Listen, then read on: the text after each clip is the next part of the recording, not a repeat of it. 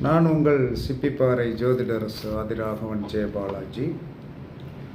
ஞாயிற்றுக்கிழமை என்ன சொன்னா, அதிகாரிகளுக்கு, அரசு அதிகாரிகளுக்கு அப்படின்னு சொல்லி பெரிய அதிகாரிகள் எல்லாம் என்ன சொன்னா, நம்ம போய் வாங்கி கொடுத்தா சாப்பிட மாட்டாங்க.